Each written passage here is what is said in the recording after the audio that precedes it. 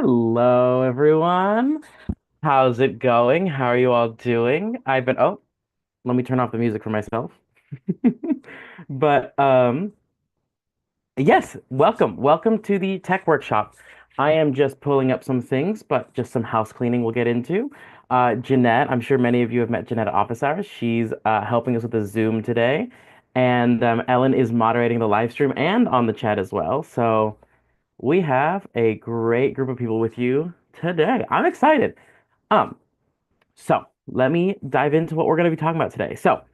Um, we're going to kick off as we do most of these workshops with a land acknowledgement. And so I'll just get us right started here. I'm going to read it off so I don't mess it up. But the Hollywood Fringe acknowledges that we are on and do most of our work on the unceded lands of the Tongva, Quiche, Gabrielinos, and Gabrielinos people. A land acknowledgement is a formal statement that recognizes and honors the indigenous peoples of the land and that we presently reside on or work with or around and on. Our statement serves as a practice as we commit to furthering our connection to the indigenous communities of past, present, and emerging. For those that haven't met me at office hours yet or read those emails, I'm Roddy. I am the artist services manager over here at Hollywood Fringe. I started working at Fringe in 2024, but before that, I was an artist in 2023, fell in love with it, and have continued to fall in love with it every year. Uh, my pronouns are he, him. As a visual description, I am a Latina male with some black curly hair. I have some pretty large glasses on right now, a goatee, like a moderately oversized sweater, and some headphones on. And I think that goes for my introductions. Just to give you all a little insight and the breakdown of what today will entail. I have like a presentation that I'll be talking about, kind of like loose outlines of what tech is like, what to expect. Um, that was compiled by some technicians from Fringe in the past. Shout out to Corwin and Brandon for helping us with this document. And then we're going to be pivoting and talking to one of the venue technicians. So every venue is different. And so after my presentation, you'll hear more from one of the technicians who is absolutely wonderful helping us out tonight. And then we'll probably go into a Q&A. I say probably that is what's going to happen. No surprises there. Where we're going to want to answer your questions, people here in the Zoom, people here on the live stream. Yeah, and I think that's like the loose structure of how everything's going to go. Before I get into the bulk of the workshop, actually, I'd love to do a couple of announcements. Um, that just so no one gets left behind on what Fringe is about. So, we have a bunch of educational and networking events on this year's schedule, like this one, like office hours happening every Wednesday in Hollywood. To always be up to date, know when those are happening, always go to hollywoodfringe.org/events. Also, if you're the primary producer of your show, then you're opted into our artist newsletters, which Jeanette and I write, and we kind of make sure that nobody falls behind. You always know what the upcoming deadlines are and what events are happening that week. So super helpful to look at because I get that Fringe can be super overwhelming sometimes. And you're like, there's a million things going on. Because producing's a lot. And many of us at Fringe are doing more than just producing. You're in your work or you're directing it. So we're here to help. Ah, speaking of these town halls and workshops, we always do them either in person, over Zoom, but they are always, of course, live streamed. And so whether or not you're here with us tonight live, don't worry if there's like a great piece of information. All of that stuff can be found on YouTube pretty much the day after, sometimes the day of. Um, yeah, I have had a lot of artists being like, "Oh, brilliant was said from one of the panelists," because truly that's always how it goes. Like they're always giving so many incredible pieces of knowledge, and so we always point them in the direction of the YouTube page because that's where all of them go. Again, that's Hollywood Fringe YouTube. And let's see. Oh yes, some heads up and reminders. We have an upcoming virtual web sessions. That's going to be happening April 14th at 7 p.m. The title of that virtual web sessions, which will also be happening on Zoom, is Guide Proofs, Ads, and Ticketing. There you'll be hearing from Ellen and Lois, the co-executive directors of Fringe, and they'll be getting into one, how ticketing works, all of that breakdown, because again, tickets go on sale May 1st. So we want to get everyone prepared, knowing how to use the system. And then lastly, talking about guide proofs. If you so choose to buy an ad space in our printed program, or just your other guide proof, like the short text and everything like that. Um, Another reminder, we've got office hours coming up. We are into our third week of office hours. We just did it yesterday. We had it at Desert 5. Next week we'll be at St. Felix. And yeah, they always go from 7 to 10 at a bar in Hollywood. It's a great way to meet your fellow artists. It's a great way to connect with them. It's a great way to, invite people to your show. It does so much, but it's honestly a great way to connect with people that are doing the exact same thing you're doing, trying to produce your show and making it work. And yeah, there's a lot of common ground between all the artists in that respect, which is always exciting. Um, Again, that link to all of our events here at Fringe will be found at hollywoodfringe.org/events. And that's enough about like the workshops and town halls. I want to talk about big festival dates that I want you all to be aware of. So April 15th, as many of you have heard, is the registration deadline. So you must be registered by this date to be listed in the printed guide. Um, that means you'll have your $300 registration. That means you agree to our code of conduct, which I'll talk about momentarily. And it also means that you have made your leeway in securing a venue and you know what your dates are. So heads up, I know it's coming up relatively soon. Obviously, we have like about 12 days and a lot can happen between that span. So no worries, like don't panic if you don't have your venue yet. We can still make it work. But yes, just keep that in mind. Following April 15th and going into April 20th, that'll be the guide ads and proof deadline. This is the day you have to have your final proofs approved. So many of you, actually all of you as primer producers will have a text version displaying your show dates, show title. We always want everyone to double check that, especially because it's trickier to change your title in marketing aspects, just because once the guide is out to print, that's what everyone's going to be seeing. So changing your title can be tricky on the marketing side of things. Um, and then we move a little bit out of April and get to May 1st, as I mentioned before. That's when tickets go on sale. We then jump to June 5th through the 10th. That is preview. That's when every show typically performs their first show within those span of a couple days, June 5th through the 10th. Then we will have our June 11th opening night party. There will be no shows happening on June 11th. It'll just be a celebration for everyone having premiered their show, made it this far. It's an accomplishment. It's always a great night. I fully recommend it. And then June 12th through the 29th, that's the festival. That's our 3 weeks that's going to be happening. It's going to be exciting. And then we culminate with June 30th with the awards and closing night party. Again, these are just some deadlines I'm throwing at you. We'll always be updating you on those newsletters, and we'll also be updating you with further information like where is opening night party happening, where is closing night party happening. All of those details will be coming out within the coming weeks so that nobody gets left behind and nobody doesn't know what's going on. Now, I mentioned it briefly, but I would love to talk about our code of conduct. Just because many of the shows that have registered, actually, all of the shows that have registered have agreed to our code of conduct, and it's a great way to, one, remind everyone, but also give you all a heads up. A lot of shows are solo, a lot of shows are ensemble. So one of the things, and every show has a large team, whether it's one person and a friend or one person and three other people, producing a show is hard.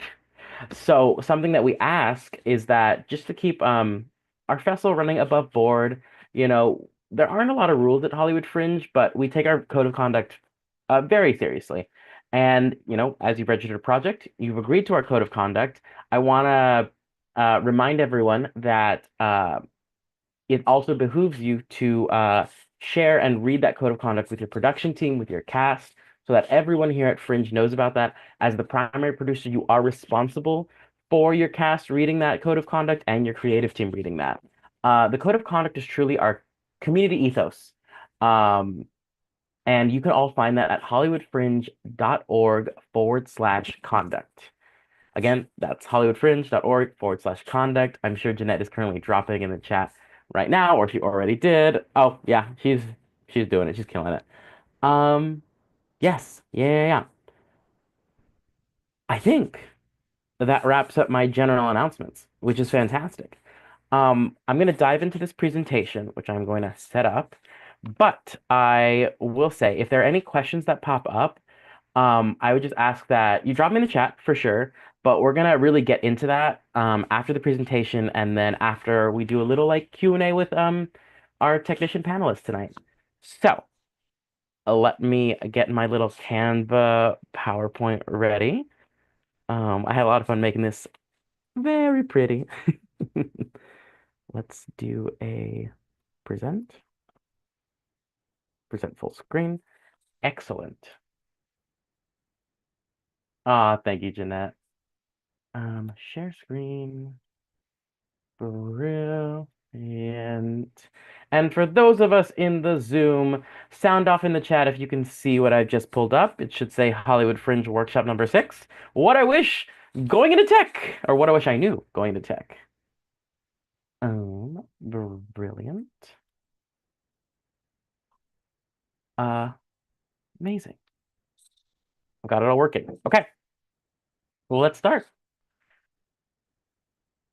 Ooh, there we go. Okay. So, something that we've been kind of mulling over is there are a wide array of people who have produced theater before, have produced theater at Fringe, or haven't at all. And here at Fringe, we believe in providing the toolbox of the knowledge to know that you can produce here and ideally elsewhere. Go produce your work beyond Fringe. That being said, for first comers who maybe don't know all of the vernacular, I'd like to provide some that you'll typically encounter during your tech or just during entering a theater space, you know? Um, I'll just break it down. The first one is lighting grid. So the lighting grid is the structure in which all the lights and sometimes speakers are hung in the theater. They're usually on like metal or aluminum pipes, and they're what the lights hang on to focus in on the actors. Uh, the next kind of term is the lighting plot. So this is like a mapped up design of where lights will be hung and set for your show. I'm speaking really in broad terms, and we're kind of going to narrow them all down as we go along. A lighting plot is just a general thing created by a designer or by the production team about where the lights will go, how they'll be hung. However, most of the theaters that we're all going to be in, because Fringe moves so fast, will be positioned into a repertory or rep plot. Now, to give you the idea of Fringe, for those of you who this is your first time, typically a theater may have shows, say on a given Saturday. Shows could start at 11 a.m. and go all the way to midnight, and you'll have back-to-back programming in that theater. And with 15 minutes load in, load out, it doesn't allow itself to be positioning lights every single time. So what we have here, and what most theaters have here that do a lot of touring work, is rep plots. The rep plot is the arrangement of lights where they are set, typically to get a complete stage coverage, a basic light plot. The rep plot is usually where theaters have hung in their space. They've made it so there's no dark zones. The light covers everything.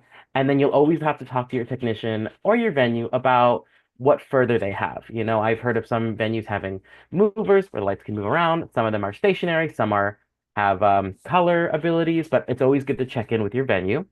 And then all of these lights tend to connect or communicate with a light board. A light board is the controller for all the lights where you can program lights from.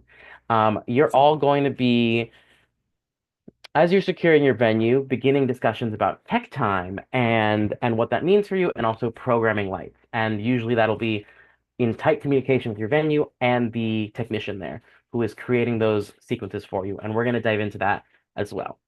Next is a cue or uh, the letter Q. It's defined as a trigger for a change in lighting, sound, or video. So in the sequence of your performance, if there's a lighting shift from, you know, let's say a basic coverage to maybe blue lights, if your theater can do that, that would constitute a cue. And we'll dive into more about where you make the decision of where you want cues to go in your show. And sometimes we'll even talk about like why as well. Talking about cues kind of leads naturally into a cue sheet. So a cue sheet is a document usually made one for each department. Um, and it details when cues happen and which kind of department they're talking to, whether that's lighting, sound, prop. So for example, if you make a copy of your script and you're listing out all the lighting cues, that's your cue sheet for lighting. Same thing with sound. If you have sound effects, similar kind of thing. Uh, a bunch of cue sheets compiled onto one document, compiled into one script, is your prompt book. That is the complete collection of all those cues throughout the play. Every venue will work differently, especially on how they would like to receive their prompt book or their cue sheets. And we actually have some feedback from venues that I asked for earlier so they can communicate via my little presentation. And then, of course, we'll have our technician coming in who I guess I've only called them a technician because I don't want to rob them of their introduction, but I'm leaving it as a mystery, I guess. Uh, moving on. We go into toolbox preliminary questions. So some of us are coming into Fringe having a completed script that potentially has toured before, or a completed script that has gone through a couple of table reads, or we also might be in the throes of creative freedom right now, still writing the show. Don't worry, don't be stressed out if that's happening. This is a creative process, changes happen. We just want to get all the changes before we get into tech, because that becomes even more stressful. So, here are the questions you should be asking yourself. What does my show need? And when I say that, I'm really talking about what does the fringe production of this show need?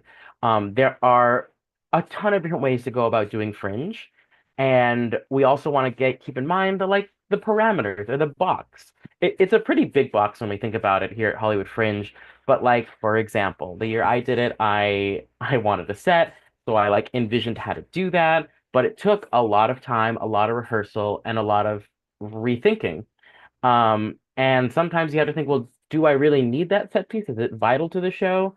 Or it's like, are those lighting cues or these like if you have a ton of lighting changes happening, is that vital to this production? I just want to keep that, in a frame of mind that we're going to be talking about all of this. Also combining, and this kind of goes hand in hand with what's my show need, is what can I accomplish? Honestly, this is a brass tacks, like honest conversation where it's like, yeah, sometimes you want to achieve these really big things, but they tend to come at a cost of sometimes financial. Sometimes you're like, I'm going to DIY it myself, but that can sometimes take a lot of time that artists may not always have, and they want to, pivot that to some other area that they're working on. Also, just sanity, being mindful. I have fully had this problem where I have a really ambitious idea and I'm reworking it and reworkshopping it. Um, and it just doesn't work out. And at a certain point, I'm like, I don't know if the story needs this as much as I want it to happen. And honestly, sometimes you just gotta check in with yourself and like, what's gonna preserve my sanity? Um, yeah, moving on. And I think the one of the biggest takeaways, as you'll hear a lot, is talking to your specific venue. So the following question that you should be asking before tech is, what does my venue have? Like, what am I able to use? Like I briefly mentioned before, some have just like a average covering of light, and they can do like pools of light. Some have like movers where the lights can move around, they can do different things. Some have colors and some don't, and some have projectors in their space, and also some don't. So it's all of those questions that you need to be asking about what your venue has in the space and what you can work with. I will give an example of like, keeping that tight communication with your venue. If the venue has a projector and you want to use it, they might not have it out all the time. So you need to give them a heads up so that you can, one, make that time to set it up, or two, make that time to know how to use it. So communication's key, but also like early communication is even better. Cool. Next thing to note, most of you who have been entering into contracts with your venue have been reading them, and that's amazing, as you should. Check that contract again and say, what does my contract include and not include? This can pertain to tech, but it also can pertain to so many other points in the process. Like, Are they providing a house manager person, someone who's taking tickets for me? Or does the venue not have that capacity and I am responsible for checking people in and making sure the house opens? Every venue operates differently. Definitely got to check that. And just read the contract over again. It doesn't hurt. Now, this is another thing too that artists have been talking to me about during office hours and even in my one-on-one artist sessions. What should I expect a space not to have? And so I kind of have worded this a little tricky and probably incorrectly. So yes, there are things you can expect not to have. Double check with the venue too. You know, Fringe moves so fast that there typically isn't a lot of storage space for props and things. It generally means in those 15 minutes you're bringing stuff in 15 you're loading it out. Not every venue really has the capacity to store things for artists because there's just so many in one theater. So double check with them. They may have acting blocks. You may want to use those. They may have a couch lying around. Double check all that stuff. It also isn't guaranteed that they're going to have everything. I'm sure many of you have done tours of your venues and they've already talked to you about that. Doesn't hurt to double check. And this one is also the final question, just super important, is what do I need to prepare ahead of time? Which is kind of what we're going to be talking about today as a whole. And again, all goes back to venue preparation and communication. Um, but yeah, this final question is really the big one that we're really discussing today.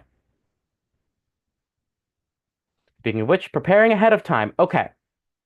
Uh, like a synopsis version of cue sheets and cues, right? Pardon me.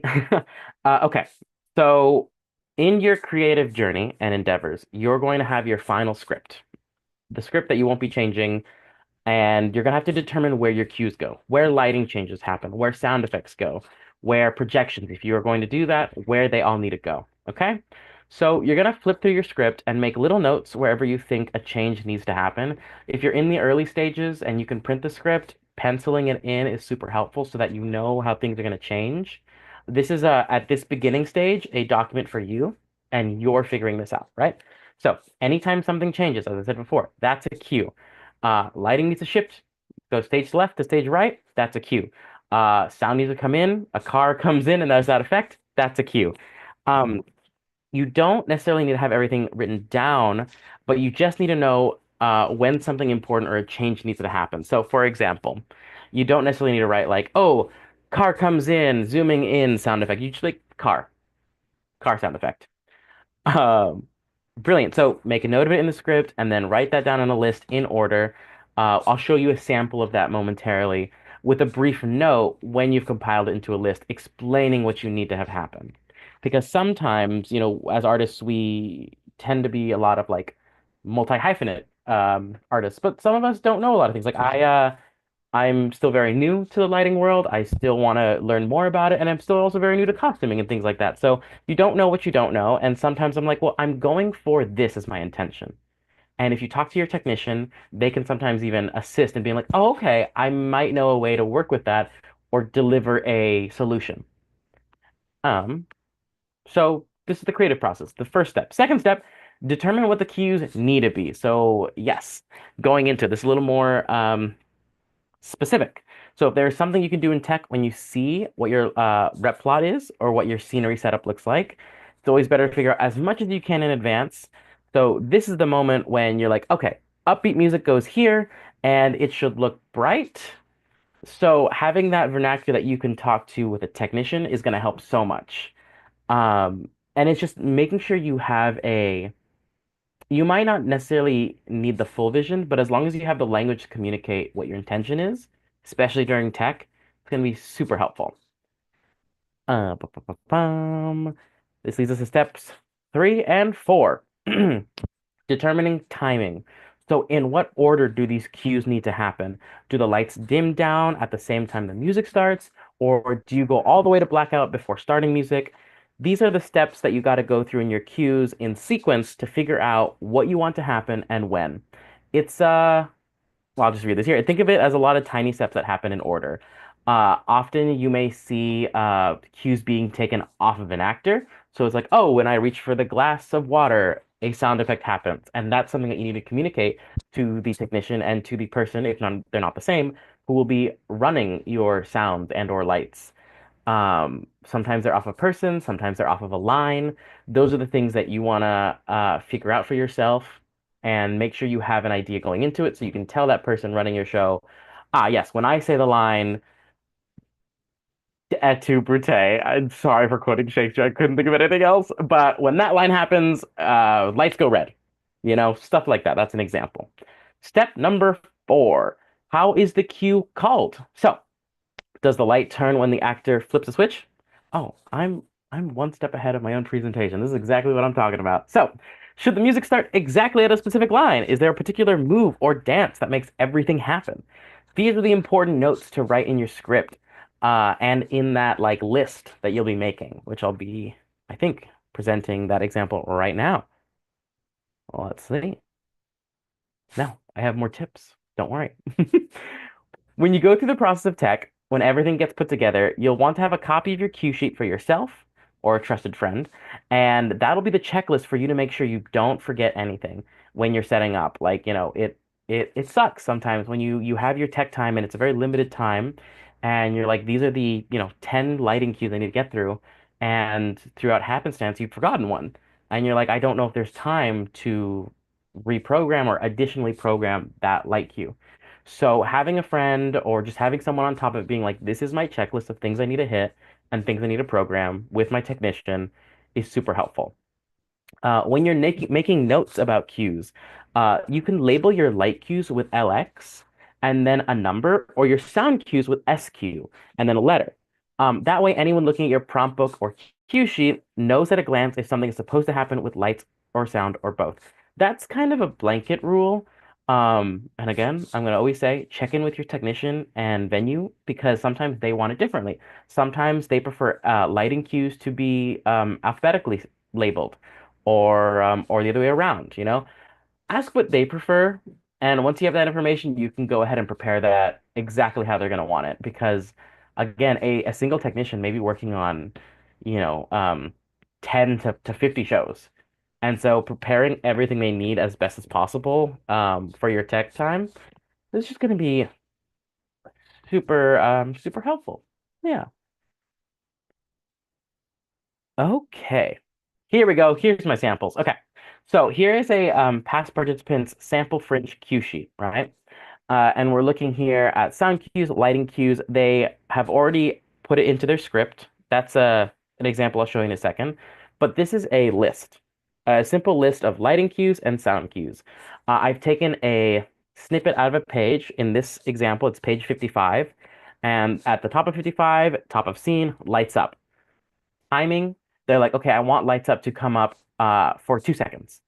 Or you may even want it like I wanted a gradual raise up. Like let's say like, oh, it's the early morning dawn and we're gonna slowly come up. However you want to do that, keep that in mind. See if your venue can do that. And then notes. So because we're in the middle of this sample fringe cue sheet for this scene, there is a couch already on stage. So the timing or the cue to go is wait till the couch is clear, then bring up the lights. You'll then see that the moments, some of them are actor based when she lands center stage. Some of them are visual when she hits an iPad. I don't think there are any that are verbal here, but they can also be verbal.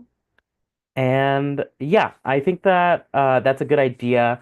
Also, don't worry if you're like, wait, where's this PowerPoint at the end of this presentation? I gotcha. We'll send it out. It'll be available. We'll probably make a blog post updating it so that you have this information as well. But yeah, this is a sample cue sheet. I'm also believe I have another sample one. Yes, this is a sample dance piece. So a lot of this you'll see has just lights up, lights down. It also has a pre-show moment at the top. We'll talk more about that momentarily, but I don't want you to forget about that. Oh, yay, more people are joining. Amazing. So sample fringe dance cue sheet, like this is kind of what they could look like. Again, always keep in contact with your venue and technician on how they would like this information, how they are used to it, because there's a lot happening. I'm gonna actually jump into the next one and talk about a prompt book sample. Now, you'll kind of see here, though a lot of it is typed up. Your technicians might prefer it in pencil, because it's easier to change and edit that. So again, what we have here is a sample of how a technician might want it. LX1, lights up, SQ, sound cue, how that happens. And that's, the notes are written down there and a prompt book is easy to follow for your technician or your venue person. Um, yes, this is just an example of one page that's going on here. And this is always complementary to that sheet that you have, that cue sheet, for lighting and sound in those scenes. I'm gonna jump us onto the next one and talk about day of your tech, kind of like helpful reminders, things not to forget. We don't want anyone to trip over it. So, this is a general rule at Fringe, but always be kind. It's a great general rule, and I get it can kind of sound silly, but we're all working with really what can often be very personal works or very just high stress situations. And so sometimes you get stressed during tech, and it's always good to take a second, breathe, and know when you want to like step back and then re-enter the room and continue your tech, right? So that's one thing I always want to remind people of. Also, your venue stage manager or your venue technician is, again, like I said, probably working on a lot of shows. The more prepared you can be and the more communicative you are with your venue and your venue with your technician, the better this is going to go. Also, sometimes it's also just best to give a blank script to the technicians. It's something that you got to confirm with ahead of time to know if that's what they prefer. Blank script means clean script, no notes. That way, during tech, they can put the notes that will be helpful to them, as they may most likely be the ones calling your show. Now, if you walk into tech prepared, it can go pretty fast. It can be pretty easy. Knowing what you want, where it goes, and how you like it allows focus on the important parts, the show itself. I myself have been in this mistake where if I'm directing a show, I'm like, I don't exactly know what I want here. And sometimes that's okay. Sometimes you can collaborate and talk about it. But it is also good to have your intention already settled and to know like, okay, this is what I want. How do we accomplish it and how we can get to that goal? Then you're not wasting that precious time on being like, oh, I don't know if I want this. I don't know if I want that. Come in with a game plan, come in with your vision, and then see how you can work with your technicians to accomplish said vision. Okay, when in tech, things to not forget. Lovely. Uh, I did mention, don't forget pre-show speeches, and here we are. This is why. So, people forget about it. And it's something to keep in mind. Do you want a live speech? Are you going to come out? Is a member of your cast going to come out and say an opening speech to introduce your audience? Is there going to be a pre-recorded one happening? Um, yes. Also, just because you come out, make sure there's some lighting maybe if you need it. Don't be cast in darkness while you're giving that presentation or that opening speech. Uh, Brilliant. Also, something that I'll add to that isn't necessarily about the pre-show speeches, but can happen to the end show speeches, which is a thing I've been able to notice is a little bit more popular here at Fringe too, is people will take a second to shout out other shows, other friends they've made along the way, or like they make friends with their neighbors who are like, oh, my fellow artist is going to be here in 30 minutes. If you like my show, you're probably going to like theirs. Stick around and see the next show. It just helps build that community. I even think I was in a lot of shows. I was an audience to a lot of shows where they were such good friends that they would like say, "Oh, who in the audience is doing a fringe show?" and then shout them out, give them their moment. Keeping in mind, stay within your time. You have a limited amount of time in your space. Don't go over it because fringe moves fast and nobody wants to be behind. I'll also say about pre-show speeches, this little note to be aware of. So. The Hollywood Fringe requires that you have a land acknowledgement prior to your show's performance. So, a pre-show audio will be provided to artists no later than May about this land acknowledgement. However, as artists, you are welcome to create your own pre-show speech. We just want to have something provided to you. It's very similar to the land acknowledgement I just gave at the top of this workshop. But yes, that is amazing. Oh, yes. And in addition to Hollywood Fringe providing some, your venues may provide some. I know that venues have sometimes recorded their own that they ask if their artists want to use. That's something that's totally possible to you. We just ask that you do have a land acknowledgement in your pre-show. That would honestly be incredible, and it is required. Amazing. Okay. when in tech, I've talked about end of show, but let's talk about not the speeches, but how does the show end? I had a learning curve of this myself when I was learning how to direct or learning how to produce a show. Sometimes your audience needs a little push to be like, oh, the show is concluded because sometimes you'll forget about it. You're just in a crave and you're like, oh, I forgot I needed a blackout here, or I forgot that I wanted to cue up a certain song that plays for the end of the show for curtain and then for audiences to walk out on, as they head off to their rest of their fringe experience. Um, just don't surprise the stage manager when this is happening or your technicians. Let them know if this is something you're doing, assumingly you've already talked about it. But if you haven't, let them know ahead of time. And then numbering system. I've talked about this and I just want to keep hammering it home because while in this workshop, I can talk about like general practices. It really doesn't match up to what your venue is going to be talking to you about because that's hyper specific to them and to you. So again, this is more about that cue system, writing down cues, lettering, numbering, however they would like it and however you want to work with them about it. Just make sure you're on the same page so that day of for tech, there's no surprises and you've already talked about it, right? It's also why it's also pretty helpful to just write it on in pencil, something that can be erased. Yeah, amazing.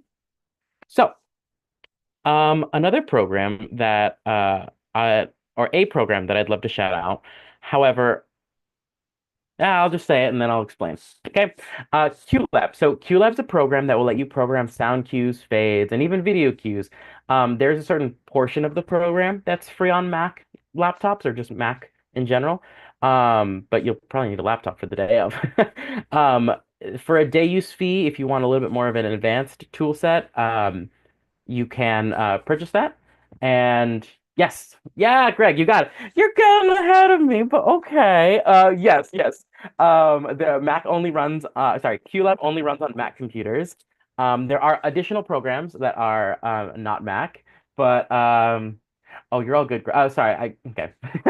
Greg is a venue technician, but also helping out, and venue technician, venue manager, along with Greg. I might mess up the titles, so forgive me on that one. But yes, I like Greg. I'm a fan of QLab. I think it's pretty user friendly. I also think that if you're starting your fringe journey now in tech, you have time to kind of get a basic idea of what QLab is, especially in programming. Sound cues, especially lighting, can be a little bit tricky because that's more of a venue conversation. But if you have your sound cues ready to go, I fully recommend it. There are tons of tutorials on YouTube, from advanced to pretty basic, super helpful. I remember I learned QLab by locking myself up in a theater over the course of spring break while people were like, enjoying spring break. I was like, I'm gonna learn QLab and figure it out. And could have been happier, especially for shows that may want to tour afterwards or have their like show in a box show ready to tour. Having that file follow you along is also super helpful. Um, yes. And then I'll backtrack a second and say, while QLab's amazing, some venues may not use QLab. And again, you need to show your venue like, hey, I'm thinking about using QLab. Do you guys work with that system? Can I plug in my laptop into your sound system? How does that work? Because that's also something else to be aware of. They might have another software. Some of them prefer to have the sound cues raw. They want to have MP3s so that they can put it into their system. So again, check with your venues. If nothing else from this workshop, you hear and remember it's talk to venues, talk to technicians. Um, but also on the subject of sound, uh, where do you find your sound effects? So right here, you'll see I've listed a couple of four resources to get sounds. Honestly, it's more of a helpful reminder and just something that sometimes people don't think about is just like we talk about using copyrighted images for your poster, sometimes we need to talk about using copyrighted sounds and music, and we want you all to have a great fringe experience and not have any bumps in the road, right?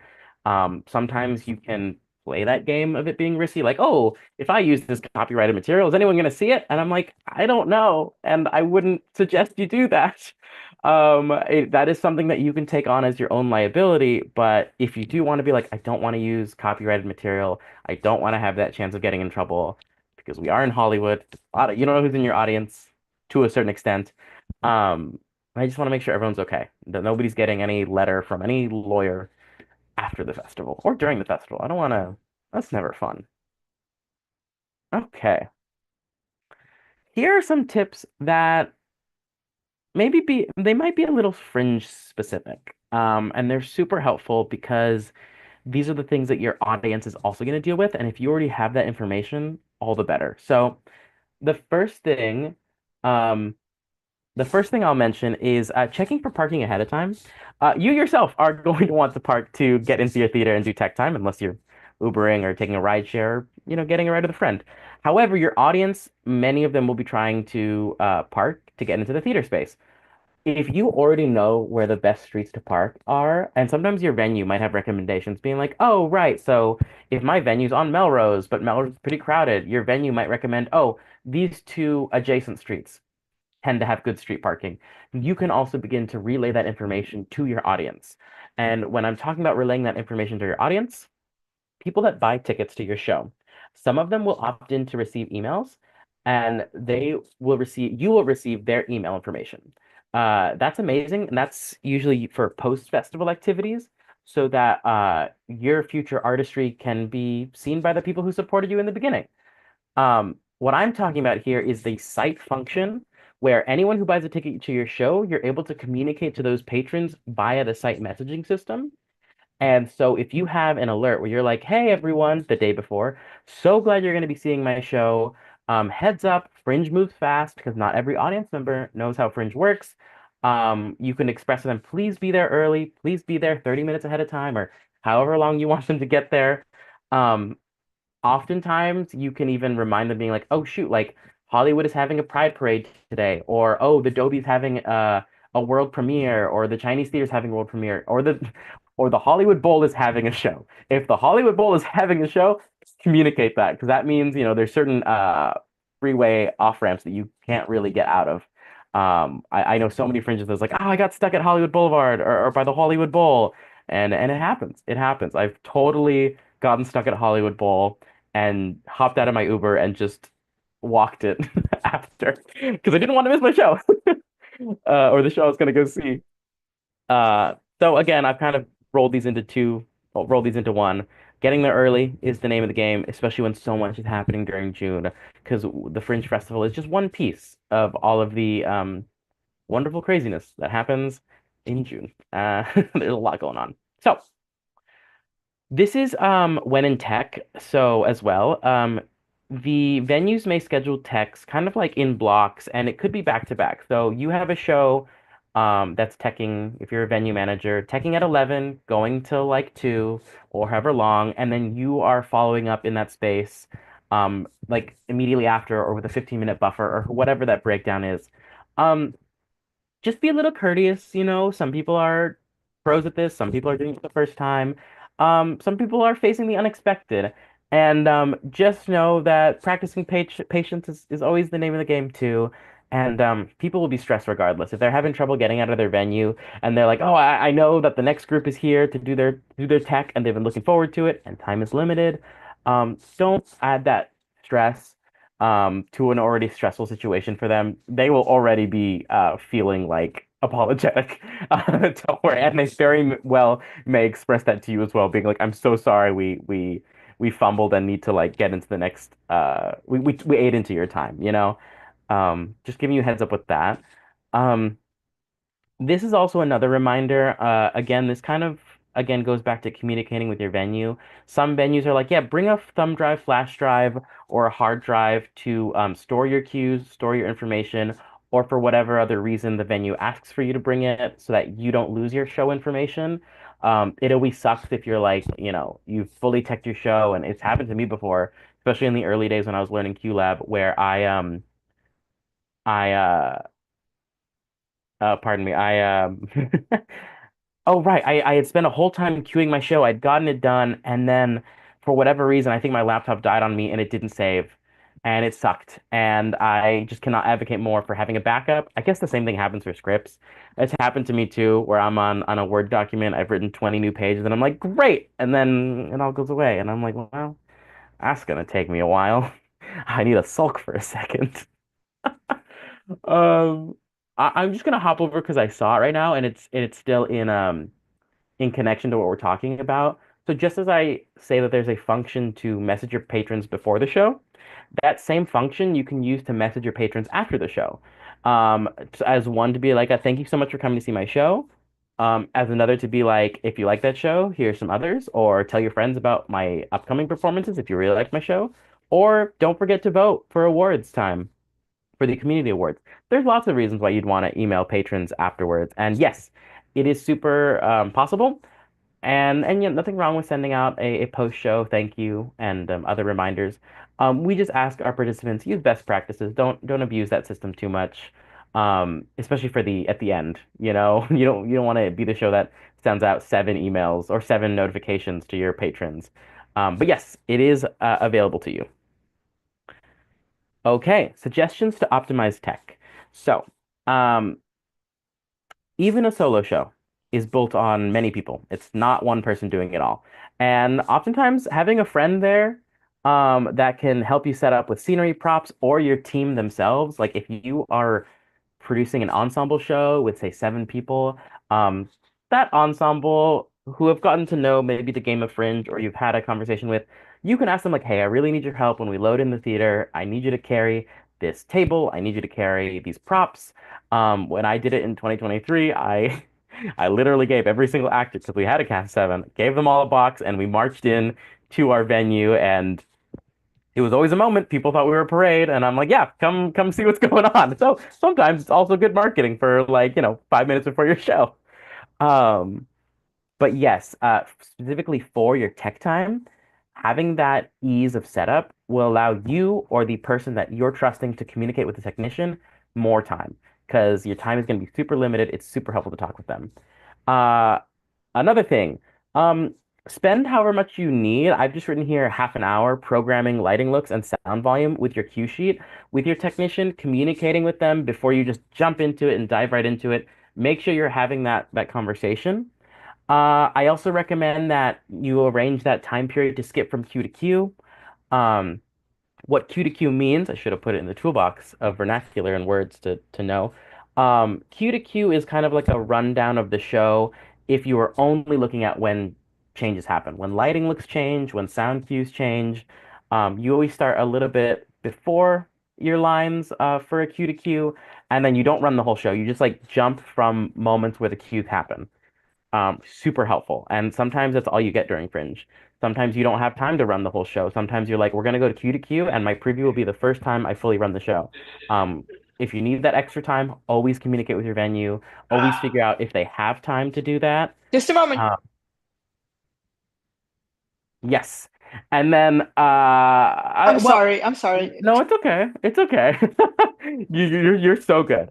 Um, yeah, when you get to the end of your queue list, spend some time making any needed changes. And then I will also say, because this can happen where people just forget, don't worry about acting notes or performance notes. That doesn't need to happen during your tech. That can happen when you're out of the space, and your actors will be focused on a million different things other than performance sometimes in that moment. They'll be thinking about, like, oh, where's my light? Where's my exit? All that stuff. Sometimes that's the first time the actors are in the space, actually. So it also helps them to, they'll be doing a lot of things.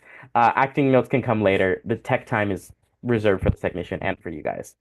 Also, never hurts. Rehearse your curtain call. What is that? What does that look like? How many bows are we doing? What's the sound? What's the lighting? You kind of get the idea. Okay. Suggestions to optimize tech, a note here. Okay. And I've already explained this, so I'm not going to spend too much time on it. But again, the tech time is really for your technician and for your director, your producer. Don't be too concerned about the acting notes just because there's so much happening. And you don't want to take up your time eating that up to focus on that when you have limited time in the space. Okie dokie. When in tech, tips and thoughts. Again, shout out to Brandon and Corwin. I believe they created this quite large document in 2022, and that's kind of where a lot of this information has come from, with some, additions here and there over the years and things we've learned as, fringes continue to change in 2022. Um, but it's also helpful to have someone on the clock You will be surprised how, you blink and 30 minutes pass and you're like, oh shoot, I have 4 hours and I need to really know what's happening. If you need a friend in the space to be like, here's a track of time or setting up a timer even, I just recommend it. Also, you're gonna get stressed. Don't worry. Just know how to like take a second for yourself. I know we're saying time is limited, but also things don't need to escalate and become a problem when really people just need to breathe for a second or splash some water on your face. It happens. Um, and yeah, and for that, I've just like trusted that people sometimes take some deep breaths, find their center, and especially when you're directing or the director in the spot, consider yourself of a cheerleader rather than a dictator. Trust your people, and you'll enjoy it way more. There's a reason why you casted your ensemble. There's a reason why you trusted a director. There's a reason why you made decisions. So stick to your guns and trust those people because they're awesome. I know they are. Okay. As well as trusting people, trust your work. Don't get worried. I know there's a crisis sometimes. I've been there where I've written a script and then, when I'm in the writing phase or even when the show's about to go, I'm like, is the show good? Is the show gonna be okay? Um, you know why you're doing Fringe. Everyone has a million different reasons and they're all incredibly valid. And just trust you, trust your story, and yeah. Again, this is a fringe production. We say that shows here should not end. Hollywood Fringe is not the end all be all of shows. Ideally, your show continues to be workshopped, continues to be presented. This is just a stepping stone. So if you don't get all of the details that you would love to have, just think about it as this is a stepping stone until I get that next version of the production. Um, Also, because this has been expressed to me so many times, and it makes total sense. Um, I feel like previews is a little bit of a misnomer sometimes with artists. Preview is just like the first performance of your show. You're not really able to change a ton after preview. Because Fringe moves so fast, there's not a lot of time really, unless you've communicated with your venue and they're okay with it, and your technician's okay with it, to really be changing things. Uh, it's just going to end up being it's going to be unnecessary stress for stage managers. Um, as Corn and Brandon so eloquently put, changing things after tech makes stage managers sad, maybe mad, and mostly annoyed. I just love that verbiage, and I was like, yeah, I'll keep it. But yeah, preview should be the show, and think about it really as your first performance, because it is. Okay, this is something also when in tech, but also when in the process of moving out of the theater, coming into the theater, right? You got to leave the space cleaner than you found it, or just as good as you found it, right? If you have cleared with your venue that you will be using confetti, baby powder, blood, confetti, spilled liquids, even water, any of that you've we're assuming that you've cleared that with your venue, still needs to be cleaned up, and you and your team have to clean that up. Uh, you have to have a plan for how it's going to get cleaned up, and you have to actually execute it. So, also don't assume that you'll have everything. Like, let's say a venue might not have a vacuum cleaner. Like, if you need a broom or something, check with your venue. If they have it, awesome. If they don't, like if you need a dustpan or something, make sure you have that with you because that's also going to eat up into your 15 minutes of loadout. Yeah, yeah. Some venues have a no glitter policy, and I get it. Oh God, it was like the first set I designed. And I was this is in high school. I was in a like a church space and carpeted flooring, and the director and I we did this last minute decision to put like this glitter fabric on the chair. Oh my God, I was there till 1 in the morning with like a roll of duct tape, just like sticking out the glitter and getting it all off. Um, Understandably so, it's a headache. So I just, caution against it. Or caution against really use bigger glitter. Use the glitter that's stuck on stuff, and I don't know. You got to figure out with your venue. Like it's a whole can of worms. Okay, I'm gonna keep moving on. Okay, I think I'm gonna do this in conjunction with our technician. Yeah. Okay. So I don't want to steal the thunder. So I am going to let them introduce themselves. But just as a reminder, let me pull up my my helpful run of show document that's telling me what I should be doing. For our lovely panelists who you will hear from in just a second, I will be asking them to tell you their name, this secretive technician I've been saying, their pronouns, their visual description, and what theaters they've worked with in the Fringe Zone, but also their overall experience with Fringe. Also, we'll be spotlighting them so that you'll be able to see both me and them in this little conversation. Um, but yeah, technician, would you like to introduce yourself? I would love to. Thanks, Roddy. My name is Erin Moore. I am so excited to be here tonight. So my pronouns are she, her. For the visual description, I am a white female with longer brown hair, wearing a green shirt with a couple shelves of bookcases behind me. And we'll see if you can see him here. There's an orange cat right there. He will probably make an appearance. He is going to register and is hoping to win Top Cat of Fringe this year, for those that are wondering. So if he interrupts, that's what he's doing. So my French history, along with Greg and Jen Kraft, there he goes. Along with Greg and Jen Crafts, we have been producing at Fringe since Fringe #1, which was, I believe, 2010. Um, I have stage managed every Fringe from 2010 until the pandemic in 2020. Sometimes one show, sometimes 6 shows. Towards the end, I was a venue stage manager and had 17 to 20 shows. Um, Now I am a venue stage manager with Stagecraft, so you'll mostly find me at the Hobgoblin and the Mudnani, occasionally at Thymele or wherever else they need me. So that is my Fringe history. I've also stage managed in the Old New York Fringe and in San Diego Fringe as well. So if you want to chat about those at some point, happy to do that too. Incredible. Erin, thank you so much for saying yes, for joining us. I will say, I've heard of a couple of Fringe cats this year, so there is competition. Uh-oh. I will say, look out. I know Eastwood Pat Calvin has a cat, and hey, I will say Ellen has a cat too. So there is already All right. nominees. It's gonna be a tight race. We'll get his postcards ready. Yeah, yeah. So I think I'm gonna kind of take this session as I've kind of labeled it survey says. I don't really know if I'm gonna game showify it. We'll kind of figure that out. But in addition to Aaron, I was oh my God. For those with the Zoom, I don't know if the live stream will pick it up, but there's Ellen with her cat Toast. Amazing. Oh my God. Incredible. So from yes, so I received some feedback from venues such as 905 Cole, from the Hudson, from LGBT Center. So in addition to Aaron being here live with us, we'll also have responses from them as well via this little presentation. I will say it was Actors Company.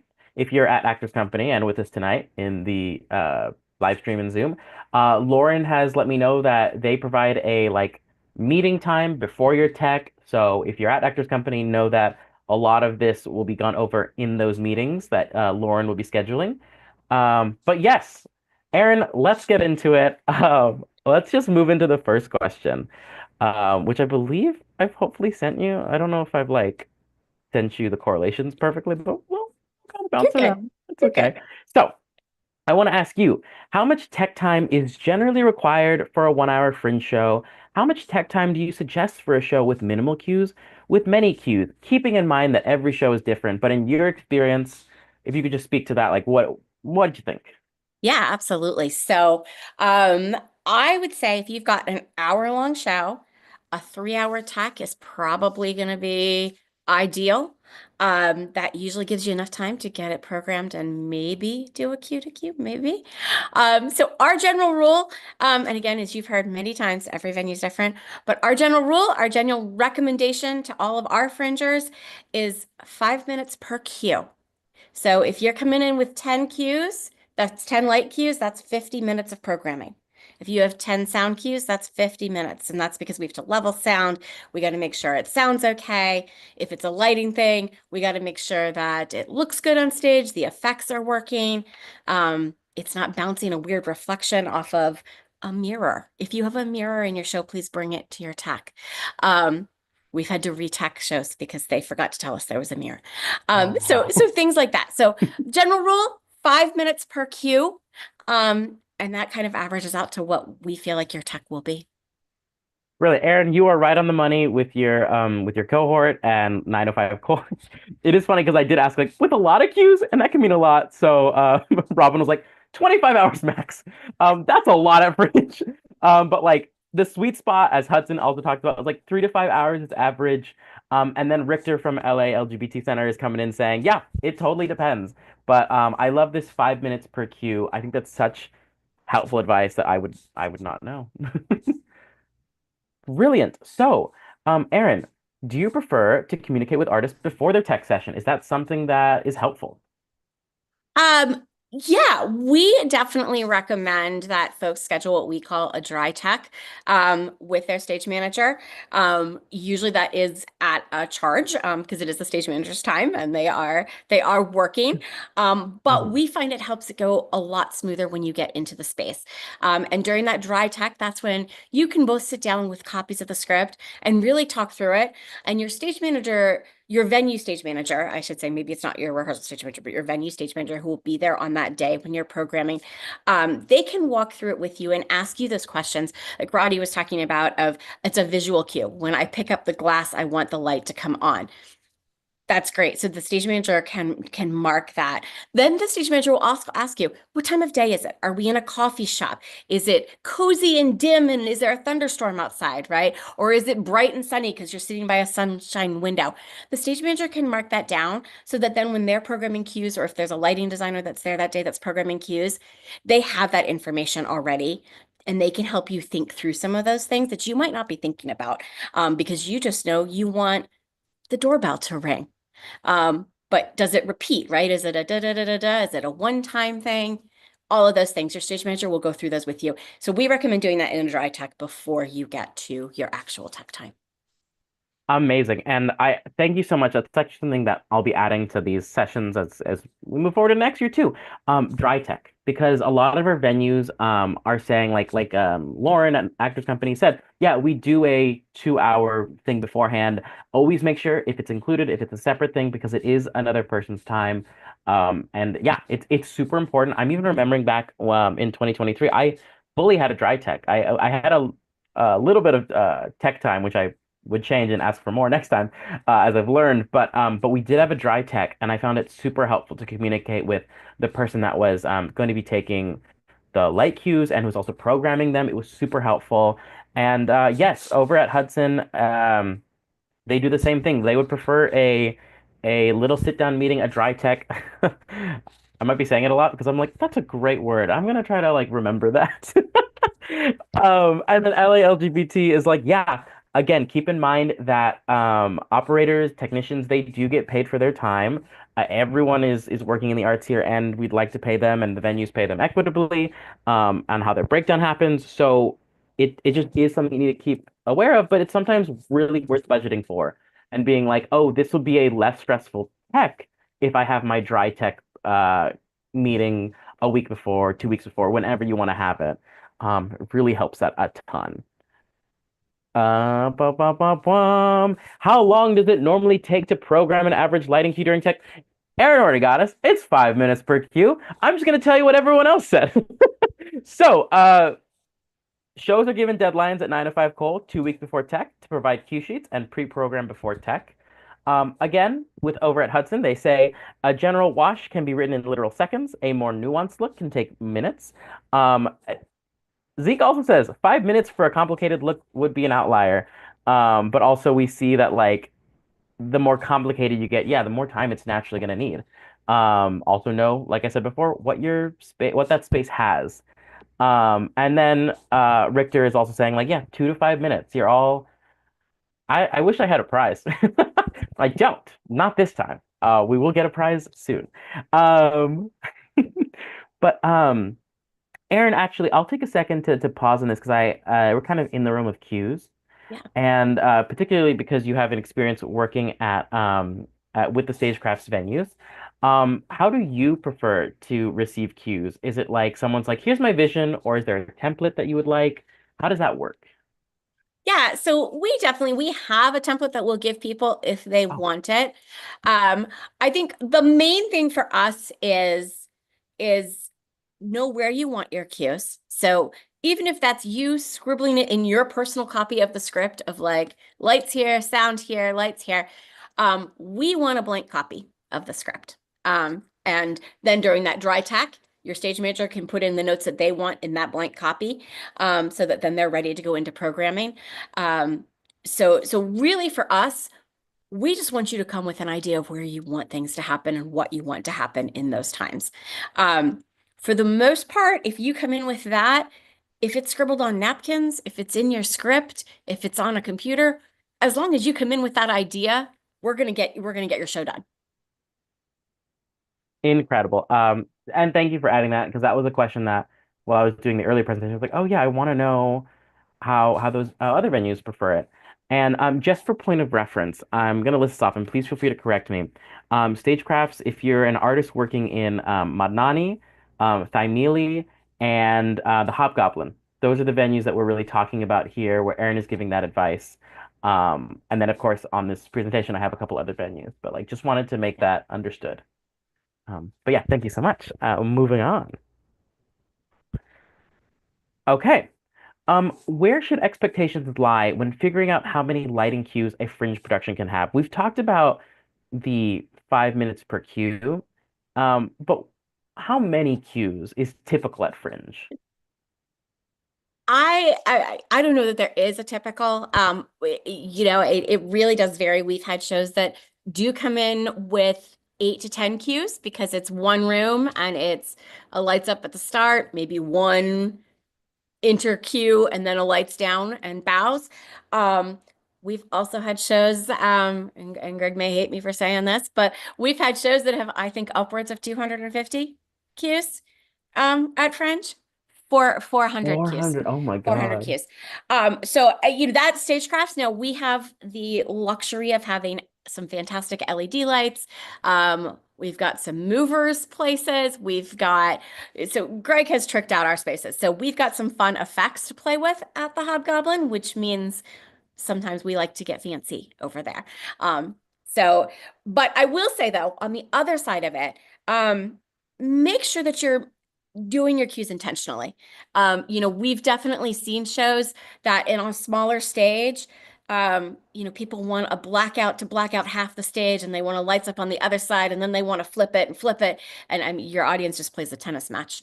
So just think about intentionally why you need a cue, what purpose is it serving? And if it's necessary, let's put it in. If we're just putting in a cue to have a cue, maybe we don't need it.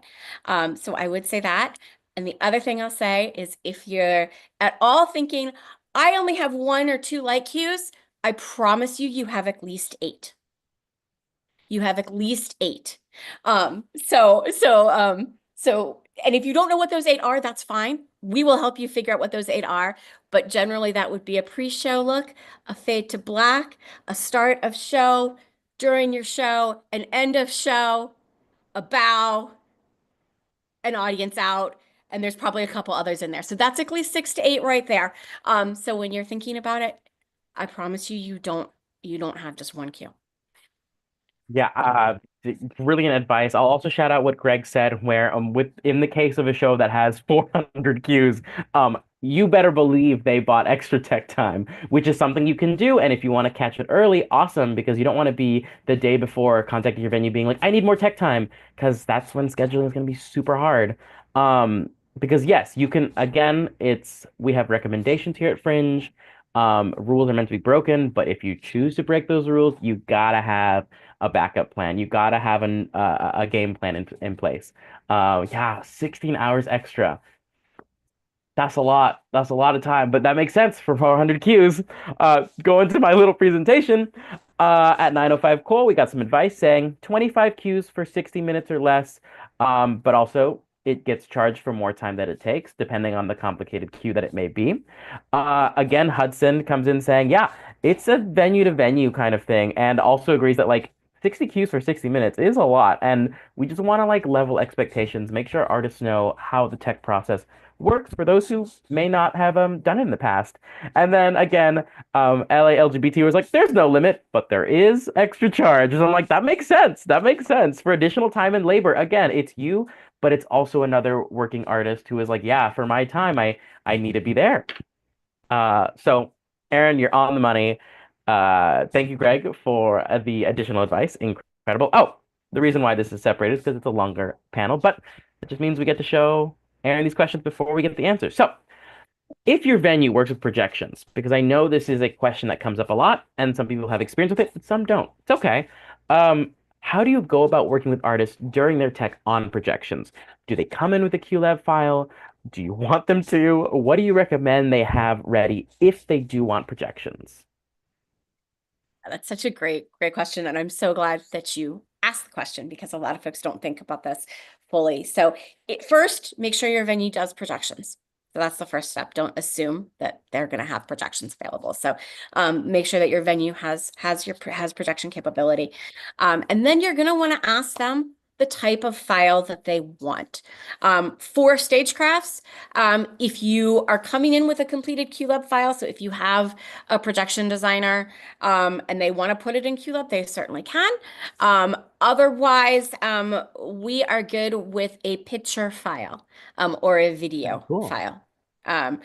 Please don't put it in a PDF. As a stage manager that during a tech had to save 300 photos that was in a PowerPoint presentation into JPEGs to put into our QLab. I'm begging you, please, please. Greg just popped the files into the chat, JPEG, PNG, MOV, WAV for sound. Those are the ideal files. So if you don't know how to do QLab, this is probably some of the most frustrating stuff you're going to have to do in QLab. So don't frustrate yourself. Bring us those files.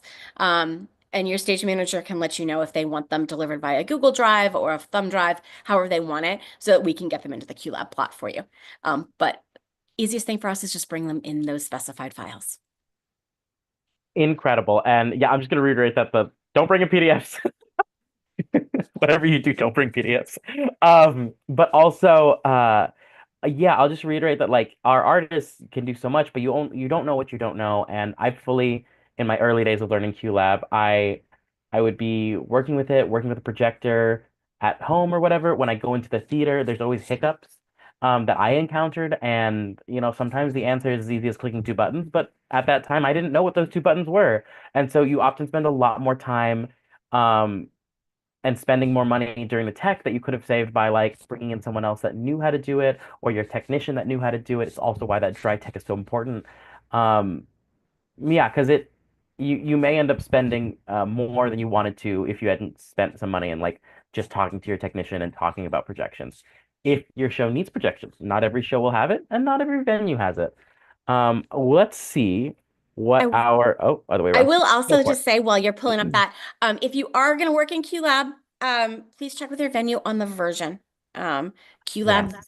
QLab has a lot of versions out there. It just keeps getting better and better, which is awesome, but not every venue has upgraded. And so if you're programming higher than your venue, you just like with Word or any of those other things, when it upgrades, they don't always talk as nicely. 1000%. Yeah, super helpful advice. Because yeah, I think they do yearly updates. And so sometimes a venue buys the license outright. But they might have bought in like 2 years ago that version. So yeah, that's super helpful advice. Over at 905 Cole, if a show wants to use the projector, they need to make sure they schedule time to test it before. Makes sense. And then also their projector is side mounted. So you may need to adjust accordingly. I know some projectors we sometimes assume that they're like in the air. 905, they're saying that theirs is right next to their audience. It's on the side. So if you have an actor crossing, it's gonna block that projector. Something to keep in mind. Hudson is saying that if you've done your show before, you have a QLab file, they're happy to update it, plug it in, see how it works. However, if you're starting from scratch, they would love to help create that file with you. That way it's built for the specifics of the space. And then also they're saying like, yeah, you can keep that file afterwards because your show, hopefully, as we all hope, will go on to other fringes and other things like that, and other productions. LGBT Center is saying same thing. If you have it built, it's great. If you don't, let's talk about it. Let's organize those files. Let's label it. Let's have it on a flash drive. Have it on a backup. I think that that's also super helpful as a piece of advice. And over there, they're saying a tech operator will build the Q lab for you either during tech or if you book them ahead. Um, yeah, brilliant. Oh, and Richter's also saying like a second option, a backup plan, always recommended, always helpful, which I get. Makes sense. I want to do one Ba-da-da. call out Oh, as you're go for it. advancing this. Like, no, Yeah, yeah, you're yeah. good, you're good. They mentioned labeling. Please Oh, yeah, label yeah. all of your cues very clearly. So Yes. I always recommend use the page number from the script. So page 17, and then if you can, like the cue line or something that's on the stage. So page 17, door slam, right? So that we know when we're looking at your files. We once had a show that had, I think, 4 different doorbell sounds, and they were all just labeled doorbell, and it was like doorbell with 1 L, doorbell with 2 L's, 3 L's, and they didn't know which one was which.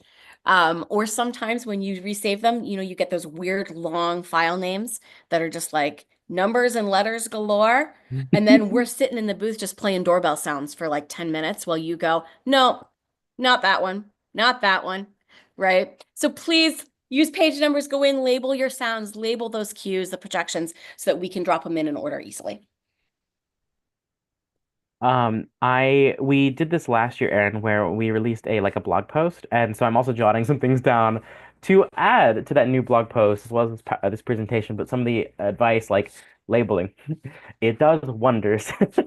So thank you so much. I'm gonna add that to that post, which will go out shortly, but also be included in that newsletter for artists that we release every Wednesday. Um, oh, there we go. The following question. How do you, so we've kind of talked about this already too. And if there's something you want to add to this, then brilliant. If not, we can just see what other venues have said. But how do you like to receive sound cues? Should they already be programmed um into a format, into a program, or should the artist we've talked about it, but I don't know if there's something you want to add to this as well. Yeah, we've talked about it. Wave, if you know that they're going to be using QLab, waves are the best. I think the biggest thing is please don't bring us a Spotify playlist, an Apple Music playlist, a YouTube link. It has to be an actual file. So please just bring us a file. But yeah, at least in stagecraft venues, we're not going to be doing your pre-show off of a Spotify playlist or anything like that. Absolutely. Also, I'll add to that like if just again, be aware of copywritten material. If you are making the decision, we actually, I don't think are talking about it today, so maybe we'll carve out time right now to talk about it. If you're an artist who's doing a show and deciding to live stream that show, having a copywritten pre-show may get you a copyright strike, may end the live stream, and then people can't see the show, which is awful. So not only do you want to be aware of copywritten material for your in-person productions, but if you do live stream, it can have effects during the performance. Yeah, actually, Aaron, could you remind me, are certain venues with stagecrafts, do they do live stream? Is that something that is happening? Yes, we do have that capability in at least the Hobgoblin and the Magnani. Hmm. And they would prearrange that with Jen. Brilliant, brilliant. And again, what we're really erring on the side of caution is like because sometimes it can be as little as 15 seconds where whatever the streaming platform is, it'll catch it, it'll identify it. But also if it's someone singing lines like they're using their own vocals, that can be fine. Limited song usage can work. It's a case by case basis. It is not a blanket thing. And if you have questions, um send an email at support@hollywoodfringe.org. Or if you're receiving those artist newsletters, I always have options to do one-on-ones. So feel free to schedule one of those as well, because I know artists always want to be working above board. They want to cross their T's, dot their I's, and they want to double check. Um, Especially with something as scary as sometimes your live stream going down. So yeah. Uh, let's just pivot over to um what the survey says.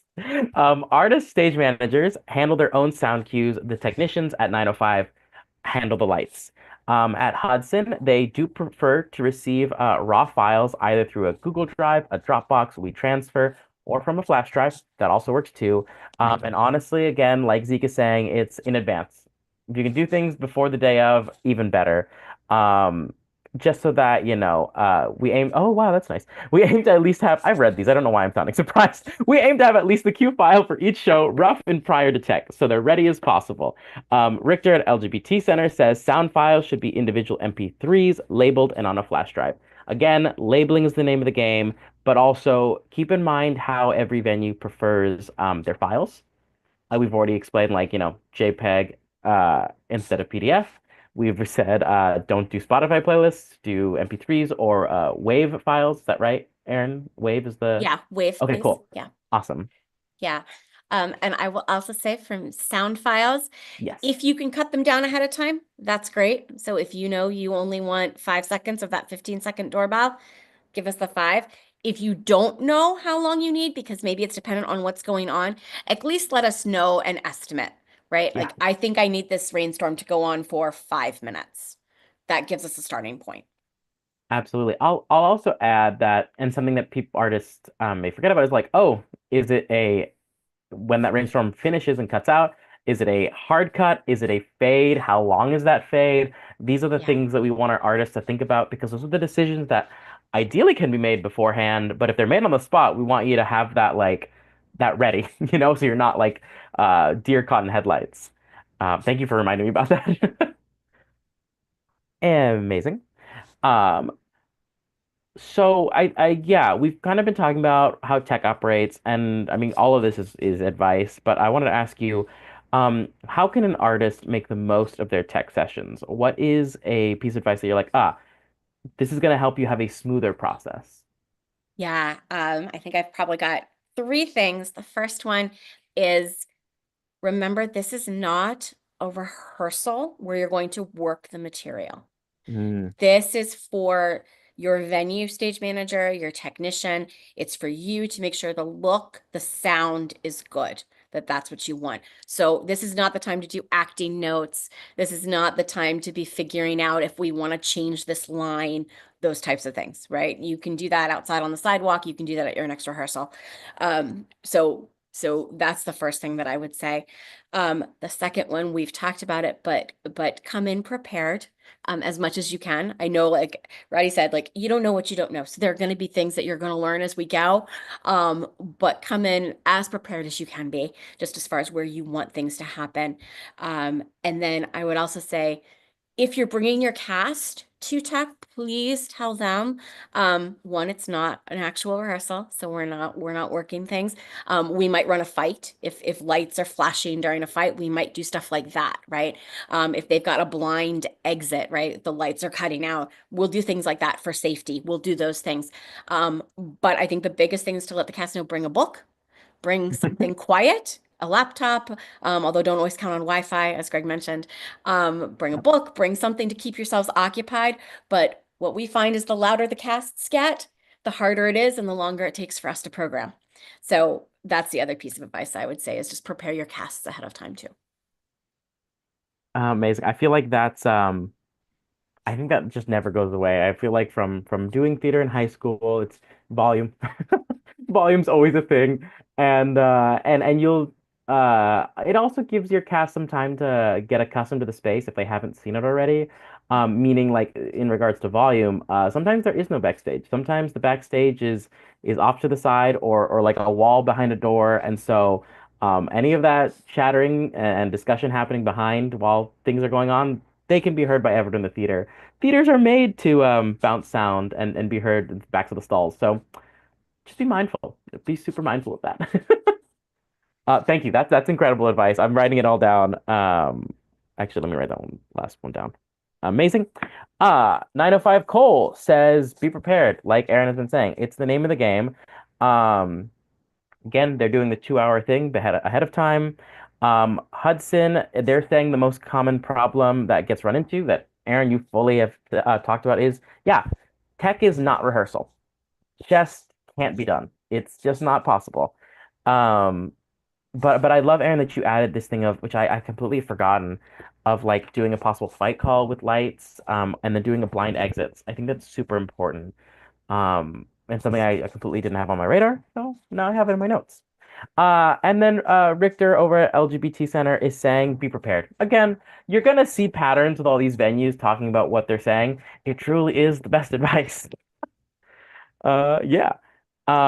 Oh, and then something else about chatter that the Richter is actually talking about. When your cast is so loud, it can really be hard to gauge levels. So your director, producer, whoever's working with the technician may be like, "Oh, I'm sorry, can we bring this effect up, this sound cue up louder?" When your cast is, having a very heated discussion, it's hard to do that, and so that will eat up into your time. Um, okay. Aaron, what are the common traps you see first-time producers? We've been hinting at some, but maybe let's just compile them here. What are the common traps you see first-time producers fall into during their tech sessions? Um, yeah, I think one is not being prepared. Hmm. So, um, and encompassing all of that is either not having thought through all of your cues where you want things to come, thinking that you don't need your cast to be there. Yeah, yeah, yeah. When a lot of times we need to level sound against them. Maybe there's a singing or a fight call that we need to run. So thinking through those things, um, not bringing everything that you need. Um, so, I mentioned early on, if you have a mirror on stage, make sure that's coming. If you have a Yes. disco ball, something sparkly that's going to be on stage, if your costumes are neon, you want to bring all of that stuff because all of that impacts your lights, how it looks. And Greg wants nothing more than to program your show and then get a call from me or one of our stage managers that's like, I need you to come back in because they all look green on stage because they didn't tell us about this costume that they're wearing. Right. Hmm. Yeah, that's not something we want to do. So bring everything. You may not use it, but bring everything that you would use if you were going to do your show that day. Incredible. Yeah, I when I did my show in 2023, we like the premise of the show was going through the levels of I think Aaron, we may have talked about this last year too, but like you're going down the levels of hell. So there was a lot of like undead makeup and yeah, super helpful for lighting when they're like, ah, this is what they're gonna look like. Good to know. Yeah.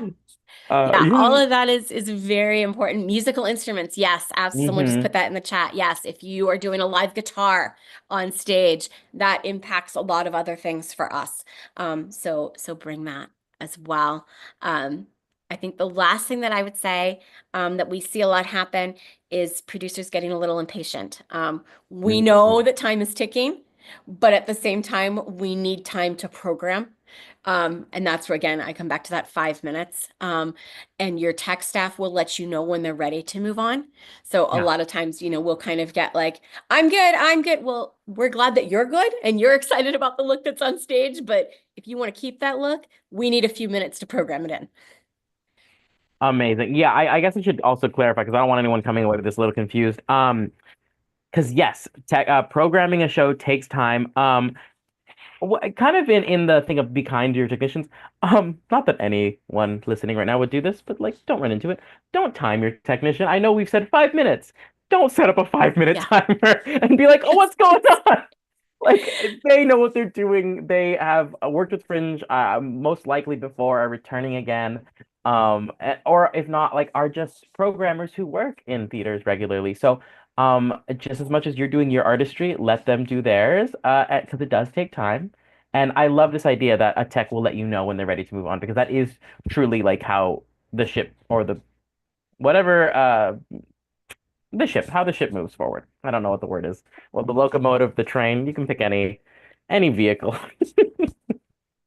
Uh, okay, gonna move on to see what our three venues have said. So, 905 has said, not having the ins and outs of the show worked out, too many props and not enough organization. Yeah, that's so true. Even in non-fringe theater spaces, I've been in shows where a director has a million and one props. I've been guilty of having a million and one props and then realizing like, oh yeah, this is the time to make those cuts, which makes a prop artisan so sad because you commission them all to be made or sourced. But truly that is what has to happen sometimes. So the further along you can catch that and bring those props as we've been talking about, if it's like glitter, sequin, or not glitter, don't bring glitter to a theater, but sorry, neon or sequin. Uh, those are the things you need to keep in mind and how that plays in. Also organization. I've done shows where I bring in a lot of stuff. And all that stuff is labeled, all that, like we might not have a prop table, but we have like three prop bins and we know where everything goes. Like that is going to help the fluidity of the tech day. And just organization is key. Um, Hudson says understanding the amount of time they need to accomplish what they want. Again, I think, Aaron, this is going back to us being like technicians need time to program. So everyone needs time to be patient. Also, I like what Wazika is saying here is like start small. So happy to augment the show, happy to assist. But again, keep in mind that the show at its fringe level is the fringe level. It will continue to grow, it'll continue to increase, accomplish those dreams that you have for sure, but also know that the show will go on, ideally, as we'd all love, to be that next iteration. Um, and again, yeah, I think that the thing that happens when people start to get stressed, it's like the trust can sometimes waver or they just get anxious and that can come off as not trusting. But please, like, know that your technicians have it in the bag and they're going to get it done with you to a way that your show will be ready to be performed, you know? So just trust those technicians. And again, like Zeke is saying here, yes, there are moments where you're married to ideas, but you got to be flexible because sometimes things aren't able to be accomplished the way you really wanted them to happen. Um, yeah, and then he writes, thank you in advance for your patience because you know your show better than anyone, as Zeke is saying, but the stage managers and technicians who may not have been with your show for the whole time, they need a second to catch up. They need a way to understand that language that you've developed to capture that vision. Richard just says a lack of preparedness. That's that's the trap, which is true. Okie dokie. Amazing. I'm actually going to stop screen share. Brilliant. Amazing. And I'm gonna run through my notes if there's any questions I wanted to tag on. Um, Maybe we've kind of talked about this a little bit. I think we've covered everything I wanted to chat about before we break out to Q&A. But Aaron, I did want to ask you if there's anything that comes at the top of your mind about what do artists commonly forget about during tech? We've been trying to remind them a lot, but like even in like what would you say the most popular thing to forget of last year's festival was? Um, Gosh, I think the most popular thing that people would forget is probably bringing in those costumes as props. Yeah. Okay. People show up with maybe the big thing, but they forget about the little things. So bring it all in. Um, this is a great time to practice your load in and your load out too, and making sure that you know where everything goes. So I would say that's another thing that maybe producers sometimes forget is just like you choreograph bows, or you should choreograph bows, choreograph your load in and your load out. We always say it's like a dance. And so we assign everybody their parts. Our folks, even if, well, our own show, not the shows in our theaters, but Yes. our own show, they know, everybody knows even the order that they enter. Yeah. So it Yeah. is Yeah. Jim will pick up the box and he's going to go in, and then Courtney grabs the table and she goes in and she goes left and he goes right. So it is a choreographed dance so that no one's running into each other. Everything gets in and everything gets out. Incredible advice. Again, because yeah, the when you're really presenting your show, you have 15 minutes to load and load out. Also, oh yes. So I just know that some venues have adjacent green rooms, and if they have them, amazing. But that's not always something that's guaranteed. And so, have your actors save you some time. Come in makeup, come in costume, if that's something you're able to do. As the better you're able to prepare and think about, which are things that sometimes you don't always think about in a traditional theater setting versus a fringe theater setting. When people come in, it's a choreographed dance, but also all those dancers are ready with makeup and costume because that will save you time instead of having, if the venue only has two restrooms and you got to cast a nine, again, that's going to eat into your time. And yeah, that's just another thing to Yeah. look out for that I wanted to build off of what you were saying. Um, Incredible. I, yeah, I think I want to pivot, to see what people in the live stream, to people in the Zoom chat with us tonight, are asking for questions. I'm also pretty surprised that like we're running on time. I feel like last time we did this, I I wrapped up the session in like an hour, and I was like, oh no, but like this has been great. So yeah, I want to give people here at the live stream or on the Zoom a second to get into that Q&A session.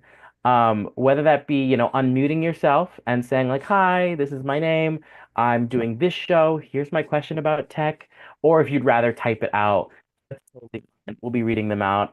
Jeanette and Ellen will also be helping us know what's coming from the live stream and also what's coming in the Zoom. Oh, people are raising their hands.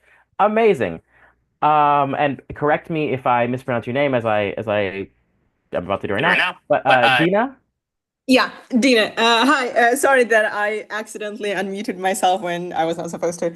But I have a question. I am going to do a solo show, which is called Family Values at the El Centro.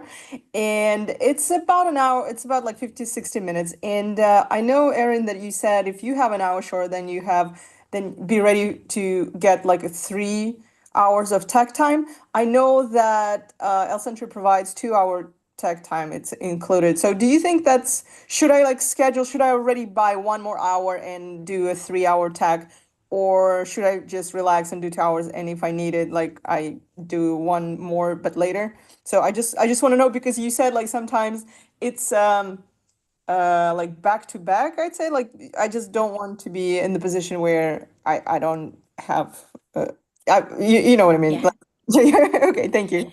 Yeah, that's such a good question. So yeah, so when I give the 3 hours, that's our standard at Stagecraft for a 60-minute show. So that's really what we kind of live by. But I think, Dina, if you think about your own show, if you have on that side of that 8 to 12 cues for lights and just maybe the same amount of sound cues, then I think you probably will be okay, especially because it's just you. It's just a solo show. You'll probably be okay with the 2 hours. What I will say though is kind of the caveat to that is a lot of times what we see at Stagecrafts is in that 3 hour time period, if we aren't starting with a pre-programmed show, so if we're not starting with a QLab file already ready to go, we don't often get to run the show. So we get everything programmed in, we might get to do a Q to Q, and we don't get to run the show. So we have dress rehearsals for our folks at Stagecraft. So I would say that for El Centro, you're probably going to get your show programmed in those 2 hours, assuming you have on the lighter side of those sound cues, that 8 to 15 and light cues. But just know that you might want to anticipate potentially wanting to book an extra hour to go back in and run it kind of as a dress rehearsal, just to give yourself that kind of peace of mind. At the same time, I also know some artists that are like, I'm good. I'll fly by the seat of my pants. I'll see what happens in preview. And if that's you, by all means, go for it and have fun with it, and do it that way. But you might want to consider that Thank extra you. hour. Got it. Thank you. Yes, and also, Dina, I'll add that your venue is managed by Amber and Casey, and I'm sure you've already been talking to them and like checking in with them. I would continue to do that. I will also say that from my experience, yeah, I took the flying the seat of your pants approach. I don't really recommend it, only because I had a show. We were only doing lighting because I had done the sound ahead of time, but with lighting alone, it might have been like 20 individual cues, but we replayed them throughout the course to the point where it was like 60 of them. So it was a lot, and we only had an hour. So I was producing. I wasn't like acting or directing in it, but sitting in that chair during the tech for only 1 hour, I was like, oh, I've made a mistake. I'm very stressed right now, and I am just going to sit in the chair because I trust my team, and I will apologize to them afterwards for only getting an hour. So like, did we do it? Yes, but was it worth the stress that I endured? No. Again, different cases, different circumstances. I only had an hour. I also want to call out because I think it was very silly. My dog, his name is Hoya. She knows how to open my door. She just did. You can see it in the reflection.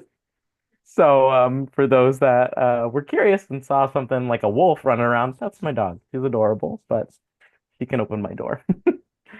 Um, I'd love to continue with Q&A, and see if there are any cues that we can in the Zoom. Oh. And let's see, yeah, Ellen and Jeanette, anything from the live stream? And then again, anyone here wanting to ask a question, feel free to do so. Great. Okay. Well, our live stream is doing great. They're amazing. I'll also say that if you get questions after this session, it's not the end. Feel free to email one, your venue, and two, support, and support will generally get you in contact with your venue because the tech, because a lot of what this session is, at least for the staff standpoint, is a lot of advice and best practices. The real knowledge of it is from technicians and venue managers, and technicians like Aaron, like yourself, who really have that practical and also just the experience of doing it. So that's typically it's a more of an intimate artist to venue relationship. Um, yeah, let me see. Great. Let I've got me. a question real quick if anybody. Oh yeah. Yeah. So, hey, this is Greg from the Stagecrafts. I am one of the venue managers here, and Aaron is one of my best friends of 25 plus years. But, Aaron, uh, I already know the answer to this, but I think it would be helpful for you to tell everybody else. What are some of the big pet peeves and no-nos that people sometimes Oh. occasionally make without realizing it, and how can they avoid them? And not just Ooh. during tech, but even just during the run. Yeah. Yeah, I would say first one, we mentioned it, check with your venue on how they want the script delivered to them. Um, you may feel like you're being very helpful by numbering things for us and putting things in, but again, if you're thinking you only have 8 cues, you probably have 10 to 12 cues, and now the numbers are off and we have to go in and scratch things out. So ask your venue how they want that. I think that's the number one thing. Number two, before you use something in the venue, please check with the venue staff. Just because there's a nice couch in the lobby doesn't mean you can move that couch into the theater for your show. Um, um, you can ask Greg and I sometime at Fringe the story of the 3 chairs, and how that became a very expensive bar tab for us. But the moral of that story is please don't touch anything if it doesn't belong to you until you clear it with the venue staff. Incredible. I'll also add to that, just because like in my non-fringe time, I do a lot of scenic design in 99 seat theaters, and something that happens because these venues operate year round. Sometimes in like your April, your early May, you'll see that there may be a set in there because a show is going on, right? Obviously that's got to have been communicated, but don't assume that what's on stage is available to you. Also be very mindful. I know that sometimes I'll be painting, making sure the paint is dry to then leave it the next day. But the business, the venue, a lot is going on in the space, and the venue's making it work. It's also why we can have such accessible prices for artists because so many of them come into a space for June. But something to keep in mind, absolutely, like so many people are in that space. Also, I would kind of err on the side of caution of like, don't leave a lot of things in the space. Take what you bring in, because sometimes, and it's happened to me, the things I leave, I don't get back. And that's from like a scenic design purpose. There's other things like that. Um, Yes, so I just wanted to add that on top because that's a great question. Thank you, Greg. I'm seeing here we have another question that Ellen and Jeanette are letting me know about, which is what about streaming? From Deanna. Which Deanna, I'd love to get a little bit more. Yes. Is streaming the show a thing we work out? Oh, okay, yeah. Aaron, is streaming a thing that we work out with tech or venues or the venue? Yes, yeah. So you'll want to check with your venue, and I would say when you're booking or right after you've booked, make sure you check with them. It's going to vary venue to venue for stagecrafts. We do need to know in advance so that we make sure we've got your cameras set up. We have to block off seats in our venues for the cameras, so we need to take those seats off of sale so that no one is sitting holding the camera because that would be awkward for everybody.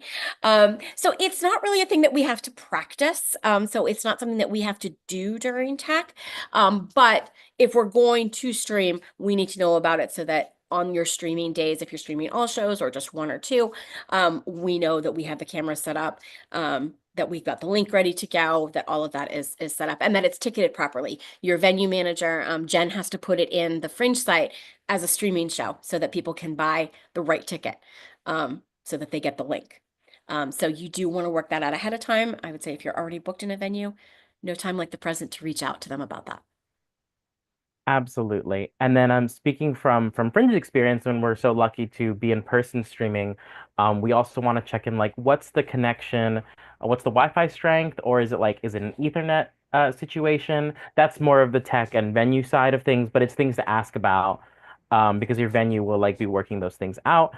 Um, and then I believe because Deanna, you mentioned that you were at LGBT Center. It'll probably be like the Zach and Richter team that you'll be reaching out to as those that are at that venue space. Um, yes. Okay, I'm gonna I, do. I can talk Oh, real quick, Roddy. Hi, oh yeah, yeah, I'll yeah. talk Go to you. for it, go for it. No, yeah, we have been working with Zach and Adam Richter. I was coming more for, and I know like typing it, it didn't make sense. That's okay. I was coming more from a place where that I guess more is the day of, like who are we going to be working mostly with regarding the Mm, streaming aspect of it? Would tech have like I think that's the place. That's where I was coming from. Thank you. But yeah, we have been working already with Matt and Zach, and we've talked about. We haven't gone all the way. We weren't sure if we were going to do streaming or not, but I know that they can. I think they have the capacity to do it if we decide. Anyway, thank you. Yeah, so I would just say kind of to answer a little bit more of that then. If you've prearranged it with your venue, they'll tell you if there's anything specific. At Stagecrafts, there's nothing you need to do day of, other than come and do your show like normal. And we take care of all of the streaming, so there's no setup, there's nothing that you need to take care of. But check with your venue and make sure that that is the rule for your venue as well. brilliant. I'll also add that because streaming is absolutely an option. There's also the option of like filming the show because I get that some venues can't do streaming, but you still want that show to be accessible for people that aren't local to LA or for whatever other reason. So filming the show is totally an option. The venues, I don't know enough about the venues and that's a really a package thing. I do know that there are fringers and other artists who offer discounts for filming your show that can be located in the Hollywood Fringe participant packet. That's located at hollywoodfringe.org/participants.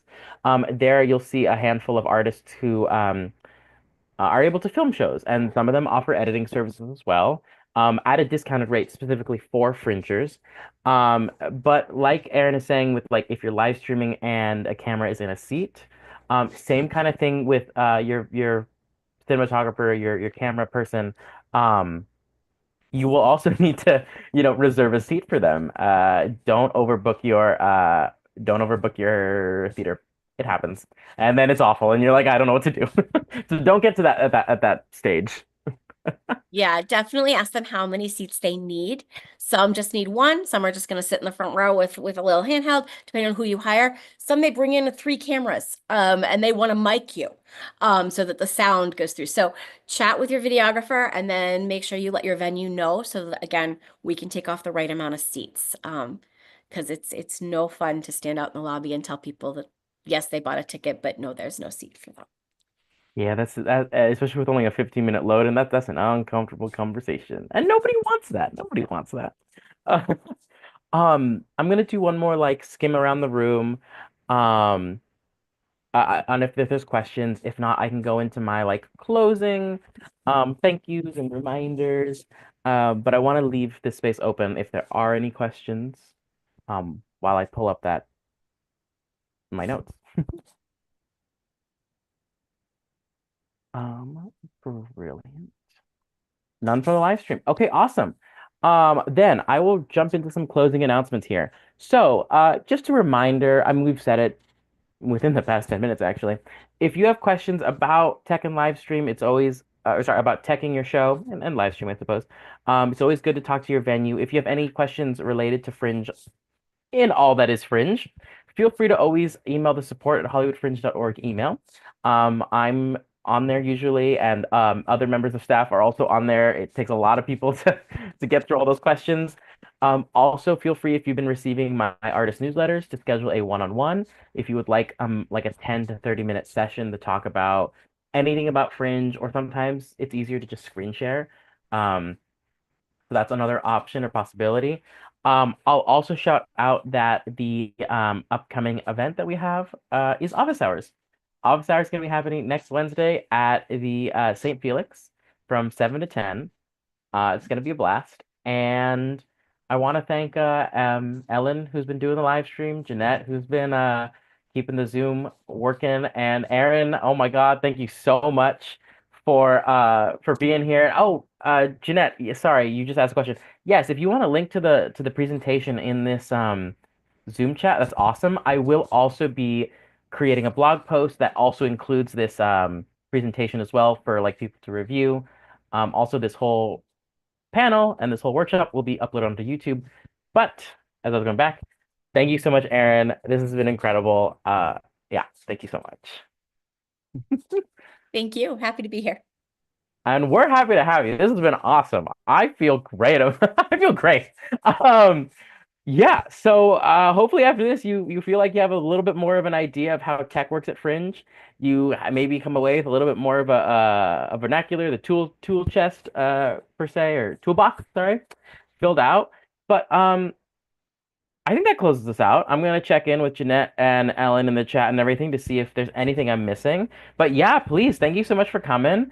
If you need to head out, you need to head out. I mean, we are finishing 6 minutes early. He's great. Um, brilliant, brilliant. Yes, yes, yes. Oh, I'm seeing a question here about contacting Aaron, and I'll just say that it depends. It depends totally on Aaron, and also I will say that it depends on if your venue is with in the space that Aaron will be in, because sometimes that might not be super helpful. But Aaron, I'll let you. Yes, Tell her. you can definitely find me. You could definitely reach out to me. I'm gonna put Jen on the spot. Easiest way to get to me is probably to email Jen, and she will get to me. So it is, I should know it. We were college roommates 27 years ago. Jen at It's jen.crafts, like arts and crafts, at thestagecrafts.com. But like what Roddy said, you can certainly contact Aaron or any of us about tech stuff, but if you're not in a Stagecrafts venue, we're probably going to direct you to your venue that you're in, just because everything is a little bit different and we don't want to give you any of the wrong information. But if you have questions about our venues, we'll give you all the information. Uh, yeah, and yes, thank you. Also, yeah, let's do a little shout out. Thank you, Jen and Greg, for popping in, representing. Well, is it representing you guys just are stagecrafts? I don't know how the verbiage works there, but like, thank you also for helping out. Oh, and thank you to our other venues who offered up the survey and answered those. That was awesome. I think I'm gonna close this all down. I'm gonna screen share us so that the live stream has something to look at the end. Play a little house music, but thank you all so much. Have a good evening. Enjoy the rest of your Thursday. Enjoy Friday. Okay, bye everyone.